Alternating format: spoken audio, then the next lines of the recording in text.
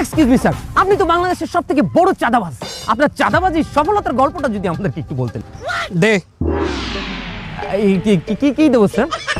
তোরে কিন্তু একদম পায়ে মেরে ফেলবো। টাহা দিবি, টাহা দে। স্যার, আপনি মনে হয় কোথাও ভুল করছেন। আমরা টিভি চ্যানেলের ইন্টারভিউর জন্য কাউকে পেমেন্ট করিনি। তোর ইন্টারভিউর জন্য কোনো পেমেন্ট এই চান্দা ভাই চায় না। চান্দা ভাই এত খরাতি না।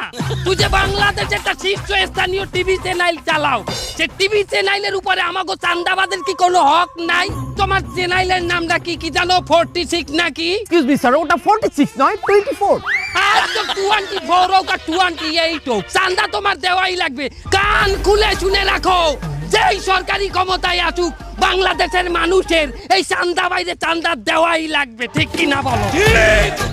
আপনি কিন্তু ভুলে যাচ্ছেন, আমাদের দেশে আইন আছে, আমাদের দেশে পুলিশ আছে। তোর পুলিশ হাজার পুলিশ, সকল পুলিশের মরণে স্মরণে। তুই কি হানা চান্দা নিতে আইছো?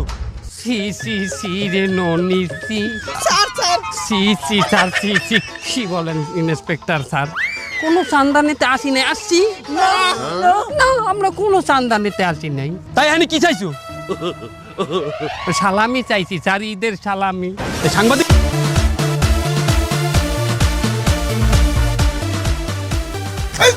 চান্দা ভাই একটু খারাপ দেই, এই বিরিতে আমাকে ঈদ সালামি দেবেন না?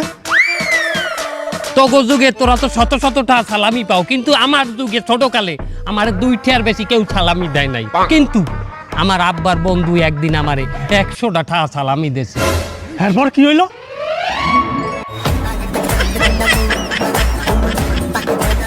এই নাও 100টা।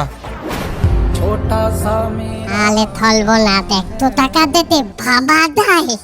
বকরি একটু টাকা দিতে এটা ভাবা দেয়। লো খেলনা কিনি।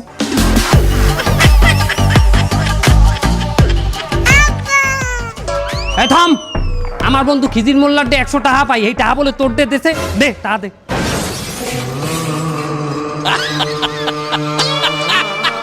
এরপর কি হইলে? আমার পিঠটা জাগাই দেখ।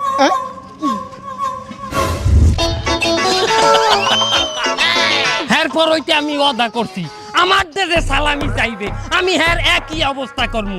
সালামি নিবি?